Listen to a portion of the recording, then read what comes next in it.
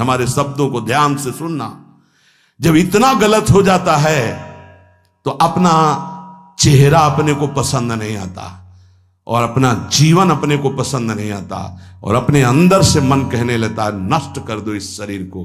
फिर वो जो आगे की लीलाएं होती है, अच्छा ऐसा हुआ, फांसी लगा ली, जहर खा लिया, ये कर लिया, वो कर लिया। यदि तुम परमार्थ के पथिक हो, ये तीन बातें नहीं है तो तुम्हारा पतन हो चुका है। हमारा मन भजन में ले, होटलों में खाओगे, भजन में मन लगेगा, अशुद्ध आहार करोगे, मनमानी व्यभिचार प्रवृत्तियों का दर्शन, संभाषण और क्रिया करोगे और तुम्हारा मन सच्चिदानंद प्रभु में लग जाएगा। तमाशा समझा है, तमाशा समझ लिया अध्यात्म में मन को लगाना। अपनी दिनचर्या में इतना पावर है कि जहर भी समन हो जाएगा। मीरा जी का समन हो गया ना। अगर नियम है 1:45 बजे उठने का, स्नान का, तो 1:45 बजे ही उठना चाहिए, 2 नहीं बजना चाहिए। अपने पास सामर्थ्य होने पर नीचापमानम सुधा, वो नीच है, हम उस पर शासन कर सकते हैं, पर उसके द्वारा किए हुए अपमान को सह गए और अंदर से मनाया भगवान तुम्हें सुखी रखे, स्वस्थ रहो। जिसका इंद्रिय मनोनिग्रह युक्त समय व्यतीत होता है भगवत चिंतन में, वो महापुरुष है। अभी वर्तमान में ही है, चिंता मत करो, स्थिति जागृत होने में देर नहीं। सच्ची सच्ची तुमने बहुत सामर्थ्य है, जागो। अगर झुक गए तो रौंद दिए जाओगे। ये 8 बातें भगवत भक्त अपने जीवन में जांच ले कि है कि नहीं है, अगर ना हो तो धारण कर ले। पहला है, संत महापुरुष आपके जीवन में है कि नहीं, ये जांच करनी। देखा है हमने, अगर किसी संत को आदर्श मानकर आप नहीं चल रहे हो तो दिमाग को खसकते हुए देखा, खसक गया है दिमाग। वो मनमानी आचरण केवल सिद्ध बनने के लिए कर रहे हैं। उनके आचरण ऐसे कि भोले भाले लोग ये समझे कि ये तो सिद्ध है। और जानते हो सिद्ध किसे कहते हैं? ब्रह्म भूता प्रसन्नात्मा न सोचति न कांक्षति समः सर्वेषु भूतेषु मद भक्तिम लभते पराम निर्माण मोहाजित संग दोषा अध्यात्म नित्या विनिवृत्त कामा द्वंद्व विमुक्ता सुख दुख संगई गच्छन्त मूढ़ा। ये स्थिति आनी चाहिए। पूरा कोरा जैसे नाटक मंच पर नाटक किया जाता है ना, पूरा दिखाई देता है, पूरा नाटक। क्यों? क्योंकि कोई डांटने वाला नहीं है, कोई आदर्श नहीं है महापुरुष जीवन में। जो मन में आवे सो बोलो, जो मन आवे सो नाटक करो, तो 100 200 500 लोग भोले भाले जिनको ककाहरा नहीं आता परमार्थ का, वो कह देते मेरे भगवान, मेरे सिद्ध योगी, मेरे महापुरुष मिटिया मेट कर देते हैं। बात तो तब समझ में आवे जब रसिक जन पास करे, गुरुजन पास कर दे। अपने मन से कुछ नहीं होता, जिसे महापुरुष पास कर दे वही होता है। संत महापुरुष कहे ठीक चल रहे हो, ठीक है, या वो मौन स्वीकृति दे दे, ठीक है। अपने मन से सिद्ध बनने पर सिद्ध थोड़ी कोई हो जाता है। जीवन में तुम्हारे संत हैं कि नहीं, बस इतनी बात देखो। अब एक भगत जी आए थे, अपने लोग तो सबका आदर ही करते हैं। उनका दिव्य रूप से हनुमान जी हमारे सामने प्रकट हुए थे। सच्ची बात कह रहे हैं, जिस समय दिव्य रूप हनुमान जी ने धारण किया तो हनुमान जी महाराज के ही भाई पवन पुत्र भीम कंपायमान थे। भीम जैसे हनुमान जी वैसे भीम, बड़े बड़े पर्वतों को अपनी टक्कर से चूर करने की सामर्थ्य रखने वाले। अभी पैदा ही हुए थे भीम और गोद में लिए हुए माता कुंती चल रही थी। अचानक सिंह निकला, दहाड़ हुई तो गिर गए भीम। तो जो जिस चट्टान पे गिरे चकना चूर हो गई चट्टान, और उस आवाज से भयभीत होकर भाग पड़ा सिंह। अभी गोद में बच्चा थे। वो भीम जिस समय प्रार्थना की कि भैया मैं तुम्हारा वो दिव्य रूप देखना चाहता हूं, तो उनका काहे को तुम व्यर्थ में ऐसा तुम नहीं देख पाओगे। तो उनका हमारी लालसा है आपका छोटा भाई हो तो पट्टहास किया हनुमान जी का वो दिव्य रूप कि कंपायमान होकर कह रहे थे, हे वायुपुत्र, हे पवन पुत्र, तुम अपने रूप का संवरण करो, मेरी सामर्थ्य नहीं। और वो व्यक्ति ऐसे कह रहा, मैं दिव्य हनुमान। हम कह रहे पाखंड मत करो, ठीक से चलो तो ये सब भगवत स्वरूप अनुभव में आ जाएंगे। ठीक से चलो, बड़ा विचित्र स्वरूप है। जब तक जीवन में कोई संत नहीं तो हम ये देख रहे हैं कि वो जीवन या तो पाखंड में सकिल जाएगा और या तो व्यर्थ के चिंतन में फंसा हुआ अपने को मान लेगा कि मैं सिद्ध हूं। आपका शब्द, आपकी दृष्टि, आपकी चेष्टा, तस्मात् शास्त्रम प्रमाणम ते, तब सिद्ध माना जाता है। बहुत सिद्धों के दर्शन हुए, गंगा किनारे सिद्धों का हमने कभी नहीं देखा ऐसा प्रमादी। सिद्ध प्रमादी नहीं होता। 95 वर्ष की आयु पूज्य स्वामी श्री ओंकारानंद सरस्वती जी महाराज 4 बजे एक अपने निज जन से कहते, वो स्वेटर पहना दीजिए। बोले स्वामी जी अभी तो धूप है। नहीं, अंदर अभी जाएंगे, चिंतन में विक्षेप होगा, हमारे पास समय नहीं, डाल दो शरीर में। अब इसका एक साधारण शब्द हुआ, इसका प्रभाव इतना पड़ा, इतनी अवस्था में इतने चिंतन परायण की स्वेटर पहनना है ये स्मृति बाधा ना पहुंचा पावे, डाल दो शरीर में। कितना सूक्ष्म। बड़े बड़े महापुरुषों को देखा है, अपने ब्रज के प्रेमी जनों को और ब्रह्मबोध संपन्न दोनों महापुरुषों को, किंचन मात्र कहीं भी कोई भी शास्त्र विपरीत शब्द नहीं, 1 सेकंड की चेष्टा नहीं पाई शास्त्र विरुद्ध। और यहां शास्त्र में है ही नहीं, हो वैसे सिद्ध हो रहे हैं। क्यों? क्योंकि जीवन में किसी आदर्श महापुरुष का अंकुश नहीं। अगर किसी संत का भय तुम्हारे जीवन में नहीं है तो ये माया रौन देगी, पक्का समझ लीजिए। कोई महापुरुष तुम्हारे ऊपर अंकुश लगाने वाला हो तो इसीलिए जो देहाभिमानी जी होते भाग पड़ते हैं, क्योंकि उनकी सिद्धावस्था में वो बाधा पहुंचाएंगे गुरुजन। असली सिद्ध बनो, नाटक नहीं, तो भाग पड़ते हैं। और जो गुरुजनों की शरण में रहता है वो परिपक्व भगवत प्राप्त महात्मा बन जाता है। इसलिए पूज्य बाबा कह रहे, पहला, किसी महापुरुष का अनुशासन है कि नहीं। प्रगट में अनुशासन जरूरी है, प्रगट में अनुशासन जरूरी है। नारदानंद सरस्वती जी महाराज नैमिषारण्य के पीछे आए थे, कुछ परिक्रम उन्होंने बताया। अब वो पधार गए जो वहां के अधिकारी बनाए गए, विवेकानंद जी। नए वस्त्र धारण करके आ गए। सदवई में मना है, यदि ऊपर का नया वस्त्र हो तो नीचे का पुराना और मलिन होना चाहिए। अगर नीचे का तो फिर ऊपर का पुराना मलिन, मैच नया, क्रीच एकदम, ये सब साधुता के कुछ नियम होते हैं, साधुता की एक मर्यादा होती है। तो वो दोनों नए पहन करके आ गए, भूल हो गई उनसे, देखा शिष्य। और नैष्ठिक ब्रह्मचर्य में सफेद कपड़े पहनाए जाते, तो और वो खिले हुए ऐसे बांधे, ऐसे सब। उनकी दृष्टि गई, लाख लाख जहां बैठकर सत्संग सुनते हैं स्वामी श्री नारदानंद सरस्वती जी, बड़े ही महापुरुष थे, अपार भीड़। और सत्संग के बाद 1 घंटा सबको एकांत चिंतन करो। क्या वहां ब्रह्म ज्ञान का सत्संग होता था। प्रातःकालीन बेला पे जैसे अपने यहां सत्संग होता है, वहां थोड़ा विलंब होता था, 5:30 बजे।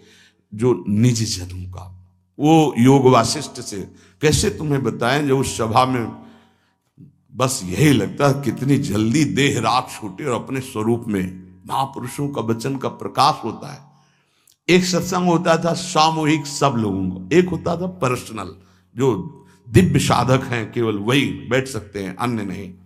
ऐसे पूज्य बाबा के यहाँ भी एक होता था पर्सनल ज्ञान का और एक होता था सामूहिक प्रवचन। तो उस समय सामूहिक सत्संग चल रहा था, काफी सब समाज लाखों की थी। देखा दूर से, एक शिष्य से कहा गौशाला में जाओ, गोबर को गीला कर दो। उनसे कहा विवेकानंद गोबर की छवियां भर करके यहां खड़े हो सत्संग के पास। वहां नन नच हो नहीं सकता। और गीला गोबर तो जो 2 घंटा सत्संग हुआ पूरा टप टप ऐसे कपड़ों में पूरी हालत बिगड़ गई। क्या था ये? संत शासन। अब दोबारा वो गलती नहीं होगी, समझाने की जरूरत नहीं, अब समझ गए कि हमसे गलती क्या हुई। संत शासन नहीं है तो ये मन बहुत विचित्र है, बहुत विचित्र है। इसीलिए पहला जो भी परमार्थ का पति को, चाहे ज्ञान मार्ग का, योग मार्ग का, किसी योग मार्ग की लौकिक ऊंचाई पर पहुंचे हुए कि गुरुदेव आए और उन्होंने कहा कि किसी कारण से शिष्य बढ़ जाए और अपने गुरुदेव की अवहेलना करे तो उसकी गति क्या होगी? उनका दुर्गति। दुर्गति, दुर्गति के सिवा उसके आगे कोई शब्द नहीं है। गुरु को पीड़ा है और शिष्य परम पद में पहुंच जाएगा? नहीं नहीं, ऐसा नहीं हो सकता। अनुशासन अत्यंत आवश्यक है। किसी भी वैभव या लोक व्यवहार या लोक मान्यता बढ़ जाने पर अपने गुरु का अपमान, गुरु की अवहेलना, तो उसकी दुर्गति पक्की। देखो, ये मन है, ये इंद्रियां हैं, ये अहम है, ये केवल गुरुदेव से ही वश में आता है, दूसरी जगह नहीं आता। क्यों? क्योंकि दूसरी जगह उत्तर देने का अवसर है। दूसरी जगह हम नहीं मानते तुम्हारी बात, लेकिन वहां ना उत्तर है और ना नहीं मानते, केवल वहां मिटना ही मिटना है। अगर ऐसा उपासक है तो निश्चित परम पद का अधिकार। केवल मिटना कोई उपाय नहीं है, अहंकार के पोषण का कोई उपाय, केवल मिटाना है। रो लो, चिल्ला लो, जो तुम्हें करना है कर लो, आना तुम्हें इसी मार्ग में पड़ेगा, दूसरा कोई रास्ता नहीं। बलिहारी घेर करके नष्ट कर देते हैं हमारे मन की मनमानी को, हमारे अहंकार को। इसलिए जीवन में प्रगट में जिनके जीवन में संत हैं और वो स्वीकार करते हैं उनका अनुशासन, उन्हीं का जीवन प्रकाशित होता है, पक्का समझ लेना। दूसरा, भागवतिक मार्ग में चलने वाले उपासक को सांसारिक पुरुषों की मित्रता करके उनकी संगोष्ठी में नहीं बैठना चाहिए। इस बात को बहुत अच्छे से समझ लो। सांसारिक पुरुषों की जो वृत्तियां होती हैं उनमें बड़ा आकर्षण होता है भोगों का, प्रपंच का। जो साधक भ्रमणशील हैं, अगर वो गृहस्थों के यहां जाकर उनकी सैयाओं पर सोते हैं तो उनकी दुर्दशा क्या होती है चित्त की, वो खुद अनुभव करके देख ले। आज तो शास्त्रीय पद्धति को समझा ही नहीं जा रहा। जब बड़े बड़े सुभट गंगा किनारे त्याग, वैराग्य, ज्ञान के मिले ना, तो आगे का रास्ता खुलता चला गया। सांसारिक पुरुषों के समुदाय में बैठना था। वो तुम्हें भगवान कहेंगे, ईश्वर कहेंगे, अवतार कहेंगे, उनको कुछ ज्ञान नहीं। आप मान बैठेंगे अपने को भगवान, अपने को ईश्वर, अपने को अवतार मानेंगे, तो आप जो अवतार है ना, ईश्वर है ना, भगवान है, उनसे विमुख हो जाएंगे। यहां जो भी अवतरित हुए हैं भगवत पार्षद, वो सदैव दैन्य ही रहे हैं। आप देख लीजिए, उच्च कोटि के महापुरुष चाहे जितनी ऊंचाई पर चढ़े हों, सदैव भगवान की ही स्थापना की है। भगवान के नाम की, रूप की, लीला की, धाम की, भगवत महिमा की स्थापना की है, अपनी नहीं, अपने पार्थिव शरीर की नहीं। ध्यान रखना, जितने महापुरुष प्रकट हुए भगवान की स्थापना की। अगर हम संसारिक पुरुषों का संग करेंगे तो कई तरह से हानि हो जाएगी। सत्संग हो रहा है, बस इतने जो चाहो बैठ जाओ। हमारा पर्सनल एकांतिक केवल गुरुदेव से संबंध है और उनके द्वारा बताई हुई उपासना में हमारा समय व्यतीत होना चाहिए। कोई हमारा मित्र नहीं होना चाहिए, अलग से संगोष्ठी नहीं होनी चाहिए विषयी पुरुष की, सांसारिक पुरुष की। तीसरा, किसी भी अपनी निंदा करने वाले के प्रति कभी भी बुरा व्यवहार बर्ताव नहीं करवाना चाहिए, क्योंकि भगवान प्रेरित करते हैं निंदा करा करके महान बनाने के लिए। ये शब्द याद कर लो। जब तुम्हारी निंदा होने लगे, प्रतिकूलता होने लगे, विपत्ति आने लगे, संकट सताने लगे, तो जान लेना कि तुम्हारी अध्यात्म की भूमिका उठने वाली है, पक्का। ये अध्यात्म की भूमिका उठना बहुत कठिन होता है। अध्यात्म का प्रवचन कर लेना बहुत सरल होता है, नहीं? हाँ, चमड़ी को चिकनी करके और अध्यात्म का प्रवचन करने में कोई कठिनता नहीं, लेकिन चमड़ी और दमड़ी का राग मिटा दे फिर अध्यात्म की तरफ चले, ये किसी फक्कड़ महात्मा का कृपा पात्र ही होगा जो फकीर होगा, जिसने विश्व की समस्त भोग वासनाओं को रौंद करके अपने स्वरूप में स्थित हो गया। ऐसे महात्मा के संग के बिना अध्यात्म का रंग नहीं चढ़ सकता, और देखने को मिल रहा है। जब तक हमें अध्यात्म का परिचय नहीं है तब तक कहीं भी हम राजी हो जाते हैं। अरे राजी होने को तो टाकीज के सामने देखो जाके, हजारों की भीड़ लगती, लाइन में खड़े होते हैं, पैसा देते हैं, और क्या देखने जाते हैं? झूठा तमाशा। उनको आप क्या कहोगे? ज्ञानी कहोगे? सत्संगी कहोगे? भीड़ का इकट्ठा हो जाना कोई अध्यात्म का चमत्कार नहीं होता। तो अध्यात्म का चमत्कार तो अंतर की वृत्ति का परिवर्तन हो जाना होता है। नहीं तो अगर एक नृत्य करने लगे ना तो हजारों उसको देखने खड़े हो जाते हैं, फिर 14 संगीत बज रहे हैं, फिर इसके बाद अगर हजारों ये बैठे मनोरंजन कर रहे हैं तो इनका कोई महत्व तो नहीं। अगर एक महात्मा कह देता है कि तुम वास्तविक भगवत मार्ग के पथिक हो तो धन्य हो गया जीवन, और 1 करोड़ लोग कह दें कि परमार्थ का पथिक है तो मान्यता नहीं मानी जाएगी। ये अध्यात्म है। अध्यात्म इसीलिए कह रहे हैं कि सांसारिक पुरुषों की संगोष्ठी में रति न करे। तीसरी, अपनी जब कोई निंदा करे तो उसका भला जरूर मना देना, बुरा मत मना देना, नहीं तो अध्यात्म छूट जाएगा। अपने पास सामर्थ्य होने पर नीचापमानम सुधा, वो नीच है, हम उस पर शासन कर सकते हैं, पर उसके द्वारा किए हुए अपमान को सह गए और अंदर से मनाया, भगवान तुम्हें सुखी रखें, स्वस्थ रहो, और कभी भी हम आपका विरोध नहीं करेंगे, जब अवसर मिले तब फिर हमारी निंदा करना, भगवान तुम्हें स्वस्थ रखे, तुम्हारा कभी अमंगल न हो। ध्यान रखना अध्यात्म। चौथा, अपने मुख से कभी किसी की निंदा ना करना। निंदा व्यक्तिगत नाम लेकर के की जाती है, सिद्धांत सार्वभौम वर्णन होता है। जैसे यहां हम कह रहे हैं, वो निंदा सिद्धांत के विपरीत आचरण में जो चलते हैं उनकी है। कौन है? नाम नहीं है, रूप नहीं है। सिद्धांत में चलना एक ये मार्ग है, सिद्धांत से बिलक चलना ये पाखंड है। पाखंड और दंभ की निंदा होती, और सत्य की कोई निंदा करे तो वो प्रकाशित होता है। सत्य निंदा से ढकता नहीं। जैसे कोहरा थोड़ी देर के लिए सूर्य को ढकने का नाटक कर सकता है, लेकिन सूर्य जब प्रकाशित होगा तो कोहरे की धज्जियां उड़ जाएंगी। पांचवा, मान लेने की इच्छा का त्याग करके अपने समीप जो भी आवे, छोटा बड़ा सबको प्यार और मान देना।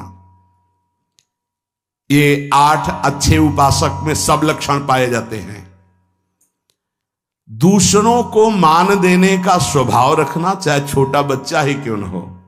ये नहीं कि धनी मानी बड़ा आकर के धन राशि दे रहा है तो उसका सम्मान हो रहा है, और छोटा प्रणाम कर रहा है उसकी तरफ देखा भी नहीं जा रहा। नहीं, बच्चे से लेकर कोई भी सबको एक ही प्यार की दृष्टि से देखना, भगवत भाव से देखना, अपने को मान रहित और दूसरों को मान देने का स्वभाव बना देना। छठवां, अपनी इंद्रियों को सदाचार परायण रखना। इंद्रियां ये सदैव व्यभिचार की तरफ भागती हैं। नेत्र व्यभिचार दोष, बार बार दूसरों के प्रति देखना आकर्षणकारी, कैसा भी दोष अंदर का भाव हो, नेत्र दोष।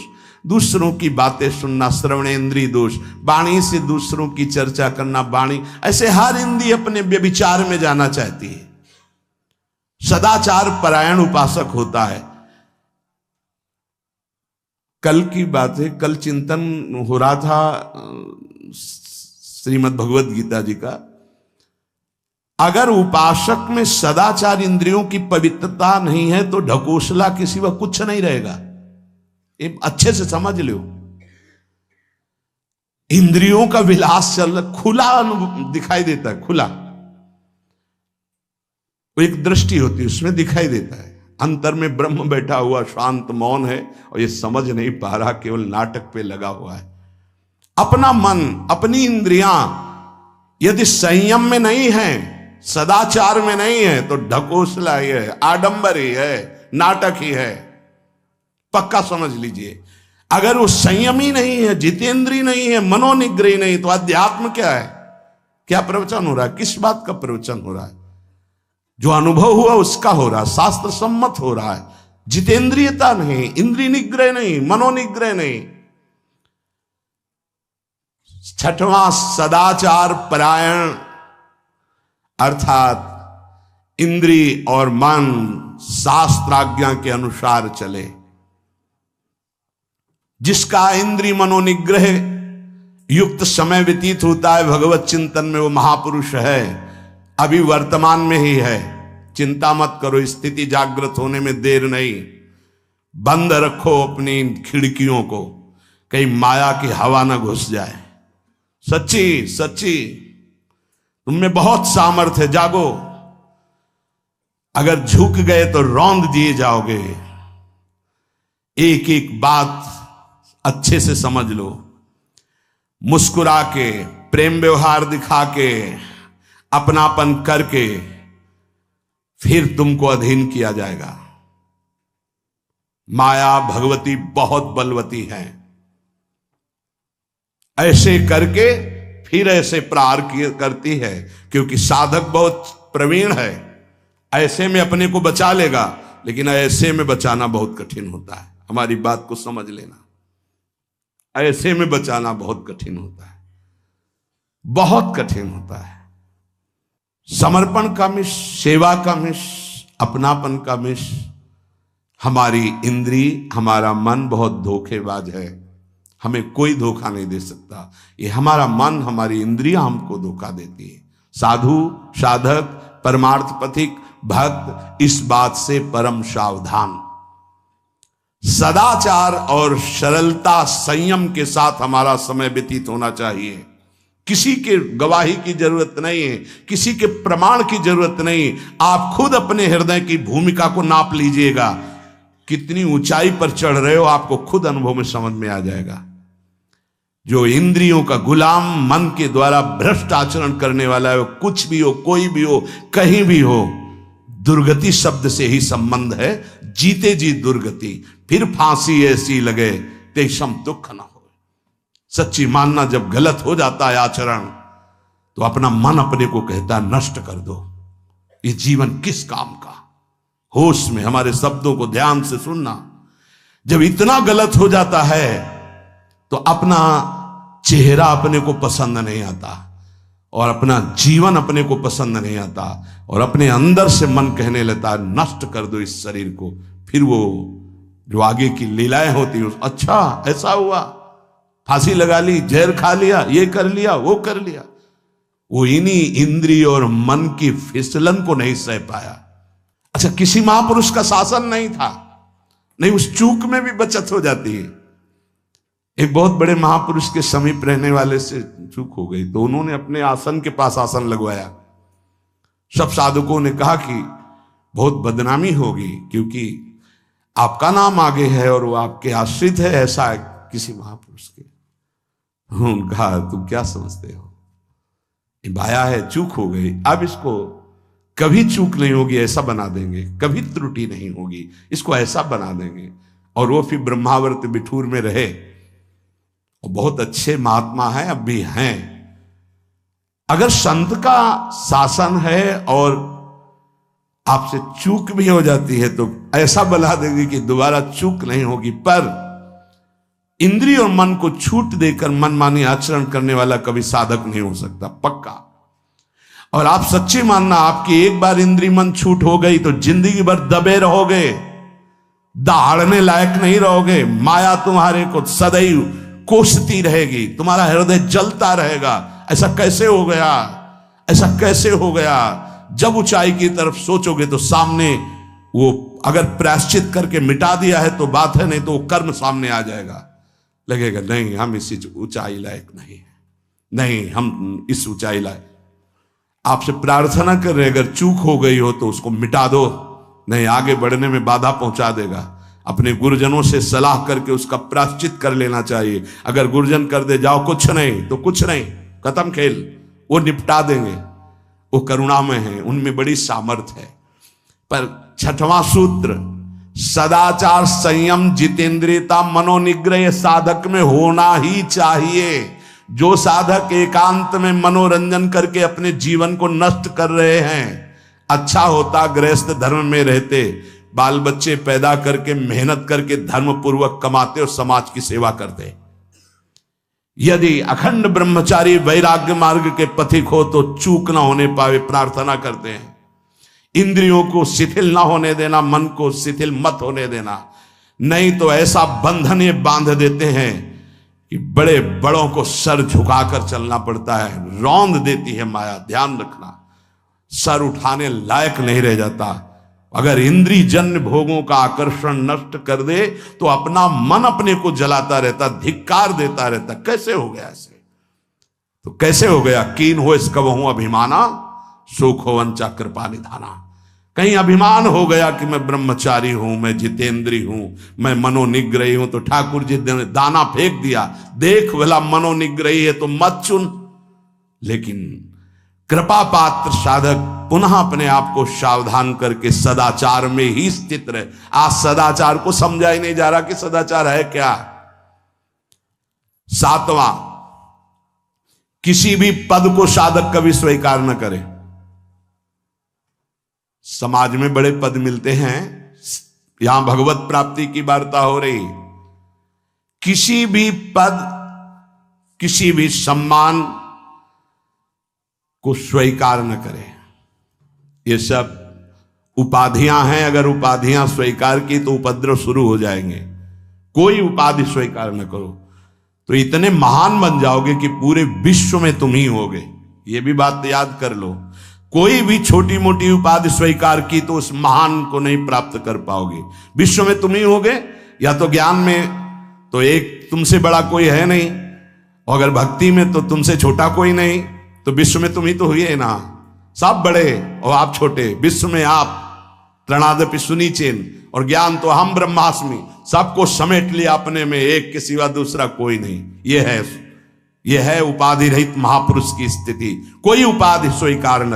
अनंत ब्रह्मांडों का महारत्न इंद्र नीलमणि, जहां जहां भक्त मेरा चरण रखे वहां वहां रखूं हाथ, पीछे पीछे मैं फिरूं कभी न छाड़ूं साथ। इससे बड़ा कोई पद होगा? निरपेक्षम मुनिम शांतम निर्वैरम समदर्शनम अनुब्रजाम्य हम नित्यम पूये यत्यंगुरेणु भी। जिसकी चरण रज लेने के लिए परब्रह्म परमात्मा पीछे डोलता है, वो है ये पद। जब कोई पद नहीं स्वीकार करता तो ये पद प्राप्त होता है। इसलिए सातवां, किसी भी उपाधि को, पद को साधक कभी स्वीकार न करे। आप यहां के अमुक बन करके अमुक नहीं, सेवाएं सब हैं पर सेवक हूं, कोई पद नहीं। देख लो बड़े बड़े महापुरुषों को। पूज्यपाद उड़िया बाबा जी ने जब देखा तो दंड का विसर्जन कर दिया कि पद की तरफ एक घसीट रहा है। गंगा जी में महाप्रभु चैतन्य देव ने गंगा जी में जो हमारे परम पद के बीच में आएगा वो सबका प्रवाहित कर देना ही उचित है। बहुत समझना, पूरे जीवन भर याद रखना, यह अध्यात्म है। अध्यात्म कभी कोई भी उपाधि स्वीकार ना करे। वो बहुत जल्दी उपाधियां सामने लिख दी जाती हैं, तभी कोई वो स्थिति ही नहीं आती। उपाधि, हमारे ब्रजमंडल में एक से एक महापुरुष हुए हैं। बाबा प्राण धन रहे हैं, कितने संत महापुरुष, और उनको यहां प्यार से ब्रजवासी जन मेरो बाबा प्रिया प्रीतम के लाडले। कोई उपाधि नहीं, कोई पदवी नहीं, कोई प्रतिष्ठा नहीं। और आठवां, ये आखिरी, किसी भी परिस्थिति में अपने आराध्य देव का चिंतन ना छूटने पावे, पूर्णता। ये तभी हो सकता है जिसके जीवन में ये तीन बातें हैं। आखिरी वाली बात, किसी भी परिस्थिति में अपने लक्ष्य का चिंतन न छूटने पावे। ये तीन बातें जिसके जीवन में हैं तो ये आखिरी बात पूर्ण होगी। आखिरी और पहली दो बहुत जोर की बात थी। पहली थी किसी संत महापुरुष का शासन, और पूर्णता आई किसी भी परिस्थिति में अपने लक्ष्य का चिंतन न छूटना।